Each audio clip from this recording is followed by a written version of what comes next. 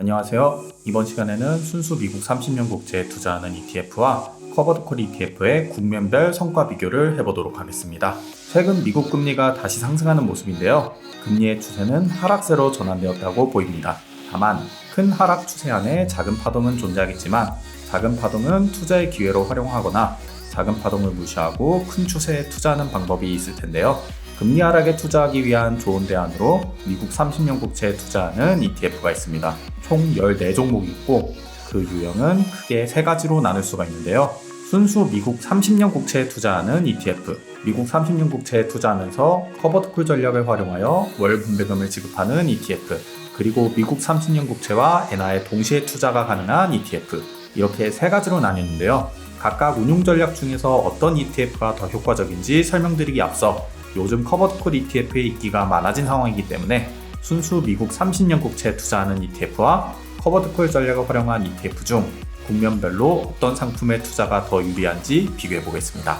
그리고 이후 영상에서는 각각 3가지 운용 전략별로 우위에 있는 ETF가 어떤 것인지 설명드리겠습니다. 효과적인 비교를 위해서 두 상품을 환노 출이된 ETF와 환해지를 하는 ETF끼리 비교해 보겠습니다. 우선 달러를 해지하지 않은 ETF를 살펴보면 에이스 미국 30년 국채 액티브와 타이거 미국 30년 국채 커버드콜 ETF가 있습니다. 여기서 비교 시 유의하실 점은 ETF의 주가만을 가지고 비교를 하면 비교의 의미가 없어집니다. 보시는 차트와 같이 에이스의 수익률이 압도적으로 높게 나타나는데요. 왜냐하면 에이스의 경우에는 분배금이 매월 약 0.3% 수준이고 타이거는 분배금이 매월 약 1%가 넘기 때문에 분배금을 포함하지 않으면 비교가 무의미합니다. 그래서 각 분배금 지급 기준일에 매월 지급되는 분배금만큼 주가에 누적 합산하여 차트를 다시 그렸습니다. 물론 세금과 복지 효과 등은 고려가 안 되었기 때문에 정확한 수치는 아니지만 비교 기간이 길지 않기 때문에 큰 차이는 없으니 고려하지 않고 비교해봐도 오차가 크지 않을 것 같네요. 흰색 점선이 미국 금리인데요. 미국 금리가 상승한 A 구간을 보면 두 종목 모두 손실이 발생하는 것을 볼 수 있습니다. 그리고 손실률에서도 큰 차이가 없는 것을 볼 수 있네요. 반면에 금리가 하락한 B 구간에서 수익률 차이가 크지 않은 구간도 있고 크게 나타나는 구간도 있는데요. 바로 B 구간에서도 금리 하락 속도가 빠를 경우 커버드콜 전략을 활용하는 타이거의 수익률이 쫓아가지 못하는 것을 볼 수 있네요. 그렇다면 하락 구간에서는 큰 차이가 없고 상승 구간에서는 수익률을 쫓아가지 못하는 커버드콜 ETF에 투자할 이유는 없는 것이죠. 다만 비교 기간이 짧아서 금리 변동이 크지 않은 구간에서 성과 비교가 안 되는 점은 참고하셔야 합니다. 만약 금리 변동이 매우 낮은 수준에서 일정 기간 지속된다면 커버드콜을 활용한 ETF의 수익률이 당연히 높게 나타나겠죠. 다만 금리가 최근 10년 새에 가장 높은 수준까지 상승한 후 변동성을 보이고 있어서 당분간 낮은 변동성을 보이기엔 쉽지 않은 시장의 것이다 라는 점을 참고하신다면 커버드콜 전략이 유리해 보이지 않는다 할 수 있겠습니다. 자, 그럼 이번에는 원엣지 ETF의 성과를 비교해 보겠습니다. 조금 전에 비교했던 결과와는 다르네요. 커버드콜 전략을 활용하는 노란색 선인 라이즈 ETF가 A 구간에서와 같이 금리 상승 구간에서 확실히 방어력이 높습니다. 반면에 B 구간에서와 같이 금리가 하락하는 구간에서는 수익률이 따라가지 못하는 것을 볼 수 있네요.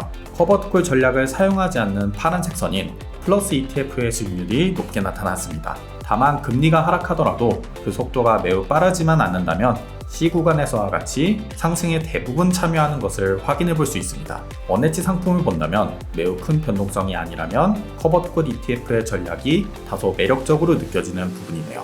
같은 커버드콜 전략을 활용하는데도 도대체 무슨 차이일까요? 이는 커버드콜 전략에 차이가 있기 때문입니다. 비교해보자면 라이즈는 커버드콜 전략에서 2% OTM 옵션을 활용합니다. 반면 타이거는 ATM 옵션을 활용하고 옵션의 매도량도 전체 자산의 30%만 영향을 주는 수준에도 매도를 하고 있는 것이죠. ATM이 상승을 더욱 제한하는 효과가 더 크다고 할 수 있겠네요. 자, 그럼 결론을 내려보겠습니다. 환에 영향을 받지 않는 환해지 상품에 투자하고 싶으시다면 ATM 옵션을 활용한 커버드콜 ETF가 유리한 국면은 금리 변동이 올해 수준보다 더 낮아져야 합니다. 그런데 변동성이 단기간에 낮아지기 쉽지는 않을 것 같습니다. 그렇다면 당분간은 커버드콜 전략이 더 유리해 보이지는 않네요.